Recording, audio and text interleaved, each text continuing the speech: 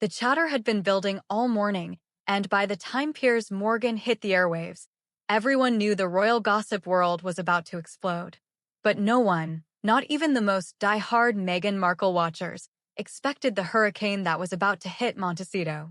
Because when Piers Morgan dropped the latest bombshell from his hidden interview, Meghan Markle didn't just react, she lost it completely. It started innocuously enough. Morgan teased his segment on Twitter with his usual blend of provocation. "You think you've heard it all about the Sussexes? Think again." That tweet alone sent Meghan's legal team scrambling. For weeks, they'd tried to control leaks and manage every whisper near her name. But Piers had already set the stage for chaos. Before we dive into the secret recordings, the panicked calls from Montecito, and the reason Meghan's PR team is in full crisis mode, do us a quick favor. If you want to stay ahead of every royal scandal and media takedown, hit that subscribe button and turn on notifications for the Ruby Report.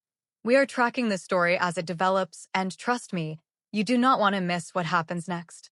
Morgan began the segment with his signature bravado. "Ladies and gentlemen," he said, the camera zooming in. "I've got something you weren't expecting. Something that might explain a lot about why the Duchess behaves the way she does." The footage cut to blurred clips and snippets of audio that Morgan claimed had never been seen by the public. But the real kicker? He claimed access to a hidden interview revealing the Duchess in moments of private confession, moments the public was never meant to see. Immediately, social media erupted. For Meghan, this was the storm every PR team fears. Every carefully crafted public statement was suddenly at risk of being overshadowed by private moments broadcast to millions. Inside Montecito, sources say Meghan's reaction was immediate. She reportedly slammed her laptop shut, her assistants scrambling to console her. Staff found themselves in triage mode, handling calls and consulting lawyers in real time. One insider described it as pandemonium of a type we've rarely seen before. It wasn't just the content, it was the timing. The world thought she was in control. Piers Morgan's revelation threatened to undo all of that. What made it worse was the precision. The editing, the pauses, everything was designed to amplify the drama. For Meghan, watching it unfold was like a personal attack amplified 1,000 times over. The clips spoke for themselves. Immediately, the internet jumped to conclusions.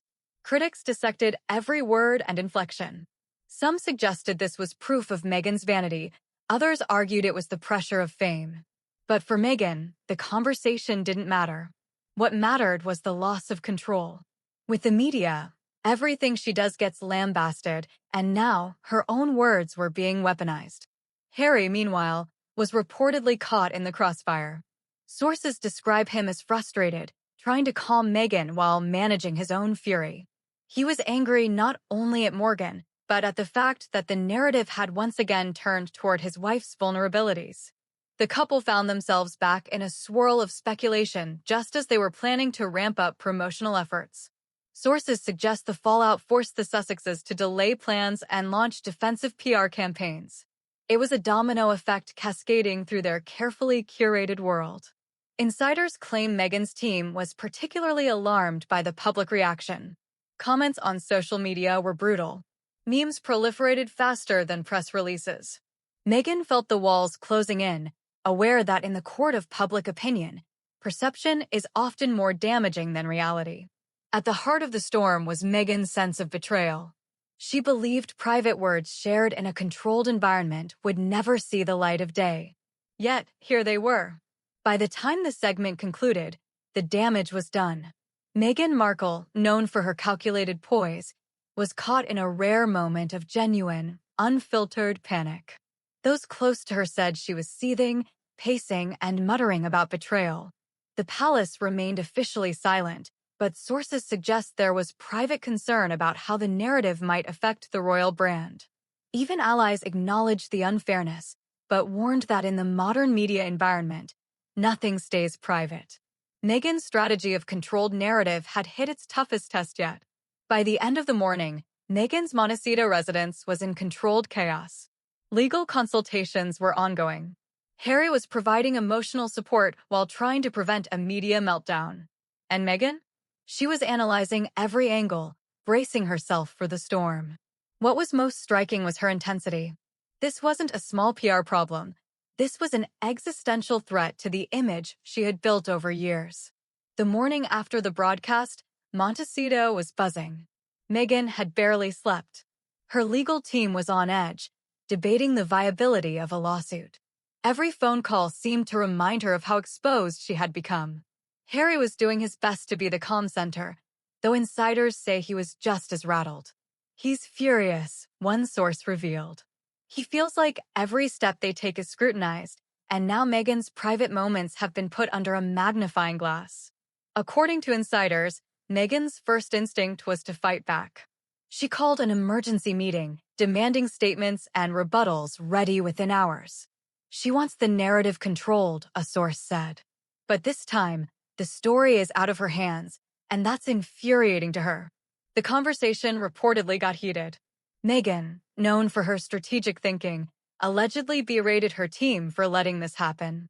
She demanded a response that would protect her reputation while maintaining her polished persona. Harry, watching this, felt a mix of concern and helplessness. He understood her desire for control, but he knew any overreaction could fuel the frenzy. He's trying to be the voice of reason, an insider revealed. But Meghan is in full crisis mode. She's feeling cornered, and when she feels cornered, she escalates. As the day wore on, social media continued to light up. Clips from the interview circulated endlessly. For Meghan, watching the online response was like watching a wildfire spread. Sources described her as oscillating between rage and despair. One moment she was planning strategic responses, the next, she was retreating into private spaces. Harry tried to intervene, suggesting a measured response, but Meghan's team indicated she is not willing to be quiet. She wants action now. The palace, officially silent, was reportedly monitoring closely. Meghan, aware of these observers, became even more defensive, insisting she was being unfairly targeted. By midday, a strategy began to form. Meghan's team prepared talking points and considered legal action. But the biggest challenge was timing. Timing is everything, a source explained. Meghan knows if she acts too quickly, the media will twist it. She wants control, but control is slipping. As afternoon turned to evening, Meghan became more aggressive. She demanded that media outlets be contacted and Morgan be publicly challenged. Legal advisors cautioned restraint, but Meghan allegedly brushed them aside. "I will not be silenced," she reportedly told her team. Harry attempted to mediate, emphasizing that sometimes silence is the better strategy. But Meghan was adamant.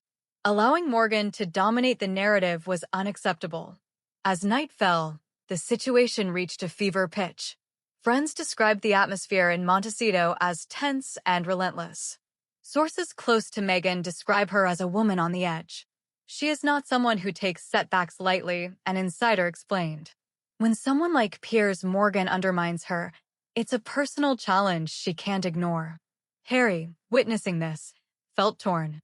He wanted to support Meghan, but worried about the long-term implications. The Sussexes had cultivated a brand, but the Morgan interview threatened to unravel it. Harry is trying to remind Meghan that perception is reality, but it's a tense dynamic. By late evening, the residence had become a war room. Notes were drafted, strategies debated. PR consultants suggested measured responses, but Meghan remained unyielding. Harry, frustrated and exhausted, reportedly took a step back, realizing some battles had to be faced on Meghan's terms. The day ended with no resolution, just the simmering tension of what would come next. Morgan's interview had set off a chain reaction. For Meghan Markle, the fallout was personal, public, and inescapable. Harry was standing beside her, but even he knew that navigating the storm ahead would require every ounce of resilience they could muster. One thing was clear, the silence from Montecito wouldn't last forever. And when Meghan finally speaks, the world will be listening.